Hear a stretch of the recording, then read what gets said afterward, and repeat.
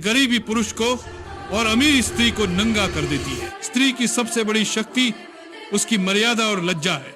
वही उसका आभूषण है, वही उसका अलंकार है। लेकिन जब उस स्त्री के जीवन में ऐश्वर्य और अमीरी प्रवेश करती है और यदि वह उस ऐश्वर्य की चकाचौंध में बह जाती है तो उसका लज्जा रूपी आभूषण छिन जाता है। अमीरी स्त्री को घमंड देती है और घमंड उसके शील को ढक लेता है।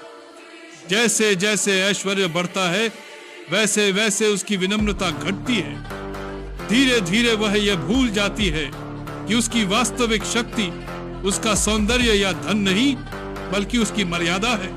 यही कारण है कि कहा गया है अमीरी स्त्री को नंगा कर देती है। दूसरी ओर जब पुरुष निर्धन होता है तब उसका धर्म डगमगा जाता है, क्योंकि उसे पेट भरने और परिवार चलाने के लिए कई बार ऐसे कार्य करने पड़ते हैं जो धर्म से भटकाते हैं। निर्धनता पुरुष को विवश कर देती है।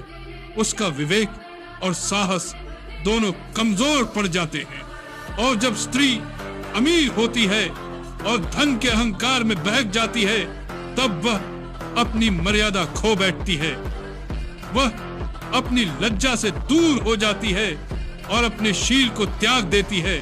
देखो तो इतिहास में कितने ही उदाहरण मिलते हैं।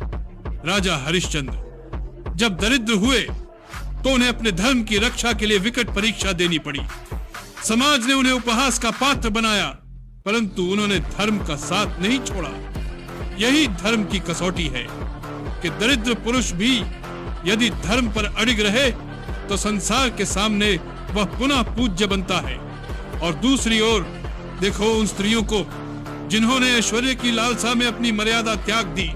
वे चाहे राजमहलों में क्यों न रहती हों, परंतु उनके नाम इतिहास में आदर से नहीं लिए जाते। धर्म यही सिखाता है कि धन और निर्धनता दोनों ही परीक्षा है। निर्धनता पुरुष के साहस और धैर्य की परीक्षा है और अमीर स्त्री की लज्जा और मर्यादा की।